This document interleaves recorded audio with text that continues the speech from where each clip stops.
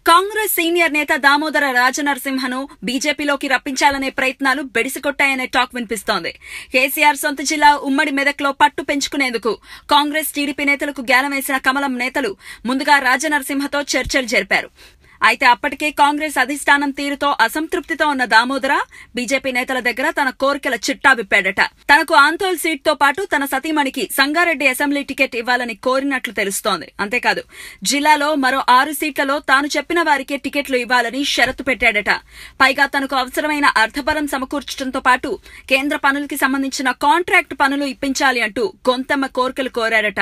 దామోదర రాజనరసింహ కోరికల చిట్టా షరతులు విన్న రాష్ట్ర బీజేపీ నేతలు అవాక్కయ్యారు. తనకు తన భార్యకు టికెట్ కోరటంలో తప్పులేదని, కానీ జిల్లాలోని 12 సీట్లలో 8 టికెట్లు తాను చెప్పిన వారికే ఇవ్వాలనటంతో కంగుతిన్నారట. 12 సీట్లలో 8టిని దామోదర్కు ఆయన వర్గానికే కట్టబడితే ఏళ్ల తరబడి పార్టీని నమ్ముకున్న నేతల పరిస్థితి ఏంటని ఆలోచనలో పడ్డారట. దాంతో దామోదర్కు ఎలాంటి హామీ ఇవ్వకుండానే మీ డిమాండ్లను పార్టీ హైకమాండ్ కి చెప్తామంటూ వచ్చేశారని తెలుస్తోంది. అంతేకాదు రాజనరసింహ డిమాండ్లను ఒప్పుకుంటే అసలుకే మోసం వస్తుందని రాష్ట్ర బీజేపీ నేతలు నిర్ణయానికి వచ్చారట.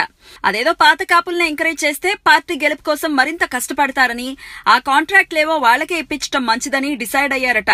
దామోదర గొంతెమ్మ కోరికలు విన్న కమలం నేతలు మళ్లీ కలుద్దామంటూ చెప్పేసి వచ్చేశారట.